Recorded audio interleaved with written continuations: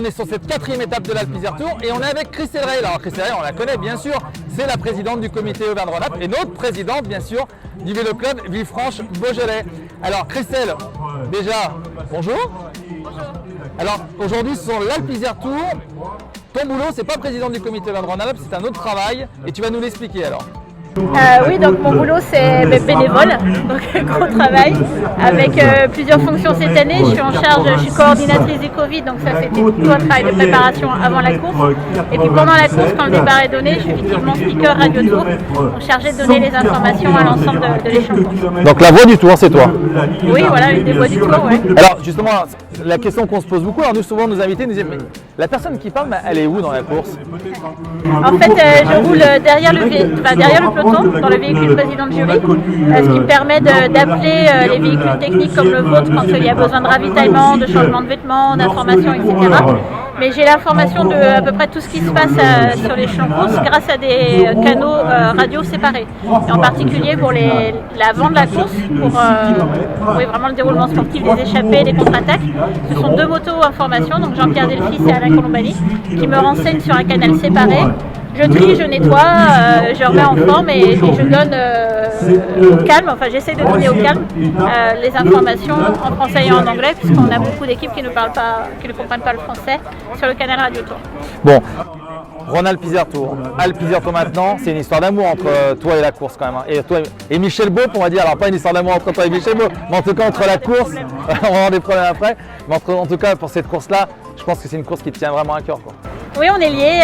Pour la petite histoire, en fait, j'ai commencé à travailler pour le Rhône-Alpes Isère Tour avant d'être même licenciée dans le comité Rhône-Alpes à l'époque. Et puis j'habitais en région parisienne à l'époque. Et le fait que j'ai choisi de m'installer dans cette région et d'y faire beaucoup plus que l'Alpes Isère Tour, c'est effectivement, ça a été initié par ma venue sur le Rhône-Alpes Isère Tour à l'époque. Donc ça a été le début d'une histoire effectivement qui a pris une ampleur régionale assez importante. Est-ce que tu fais au niveau justement de cette Alpes Isère Tour, est-ce que tu le refais des fois dans d'autres courses?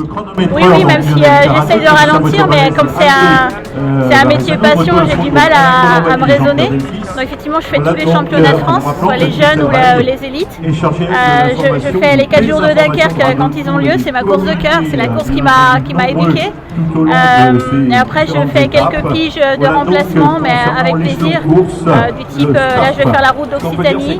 De temps en temps, quand il s'agit de remplacer, je fais le tour de l'Ain également, des choses comme ça. Mais j'essaie de me freiner parce que les activités liées au comité régional sont très denses, encore plus en période de crise et ce qu'on connaît depuis 2020 au comité régional. Moins il y a d'activités, plus j'ai de travail pour essayer de relancer la machine quand on pourra. Et donc j'essaie de ne pas trop aller sur les courses, même si pour moi c'est un vrai plaisir, mais il faut être raisonnable. Bon, tu l'as dit, donc ton boulot au comité, président du comité Auvergne-Rhône-Alpes, j'imagine quand même que tu dois être super fier parce qu'hier quand même, les 2 premières places, 2 coureurs amateurs de National 1 d'Auvergne-Rhône-Alpes. Oui, il y a eu 10 minutes avant que je me remette au travail où j'ai gavé tout le monde en disant vous avez vu, ça s'est bien passé le championnat Auvergne-Rhône-Alpes. Non, c'est une fierté. Ma plus grande fierté, c'est quand j'entends après les coureurs dire que grâce à la course, ils ont réussi à passer un cap et à un mois des championnats de France. Pour moi, c'est très important, je compte vraiment sur eux. Et donc, j'espère que cette course, elle contribue à les aider. Et puis, passer un cap, pour la plupart d'entre eux, et vous connaissez bien ça au Vélo Club de France-Beaujolais, ça consiste à avoir dès le mois de juillet des contacts pour passer pro. Et c'est ma deuxième fierté. Et quelque part, voilà où mes casquettes se retrouvent, c'est que moi j'essaie d'aider au quotidien des clubs à amener des pépites et puis d'aider à faire cette course quelque part, c'est le petit dernier coup de cul avant de pouvoir passer pro et je suis très très contente de ça. Bon, en tout cas voilà, on remercie Christelle pour son boulot au comité parce qu'il est formidable et puis pour la voix du tour aussi parce que nous aussi on écoute et on est très content de t'entendre en tout cas et puis moi ça fait depuis 2008 que je suis là aussi avec cette Alpes Isère Tour avec l'équipe et toujours aussi heureux de venir ici donc voilà, merci à toi Christelle. Merci.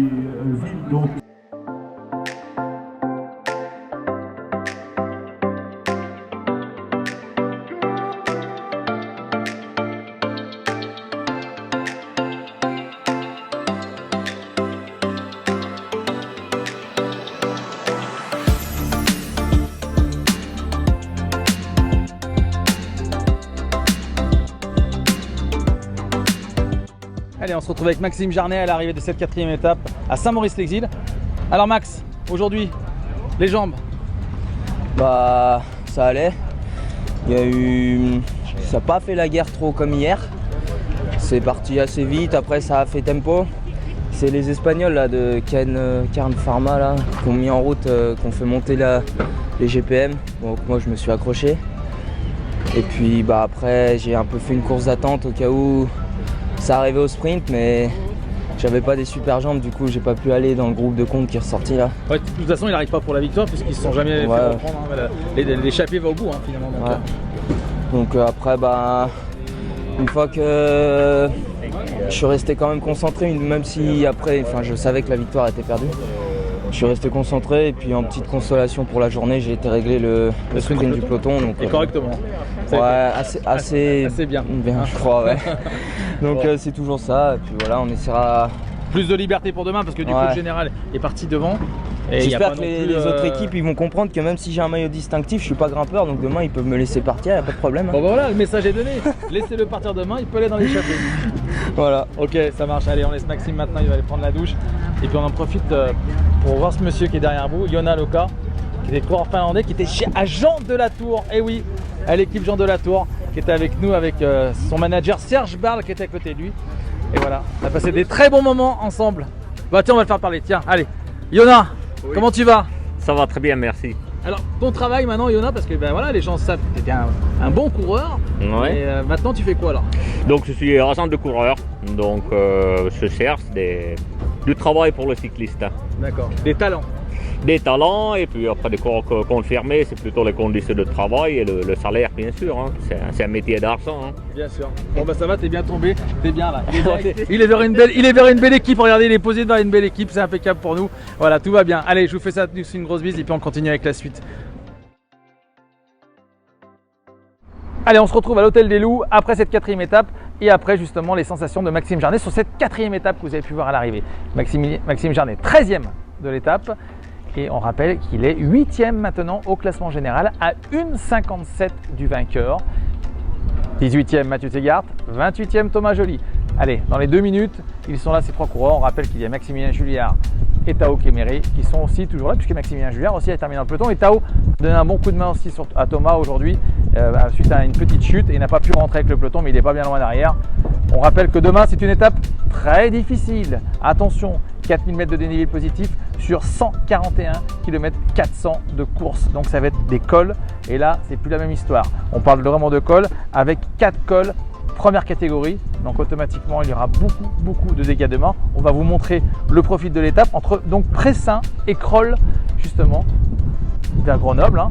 Et on va vous montrer donc cette étape. Cynthia vous montre. Voilà, vous voyez. Là, on n'est plus sur le même style d'étape. On va monter des cols qui sont entre 8, 9 et 10 km pour les prochains cols. Alors, les loups, bien sûr, sont toujours motivés pour le classement général. Un top 10 sur le Rhône-Alpes Isère Tour, enfin sur l'Alpes Isère Tour, pardon, et ben, ça se mérite.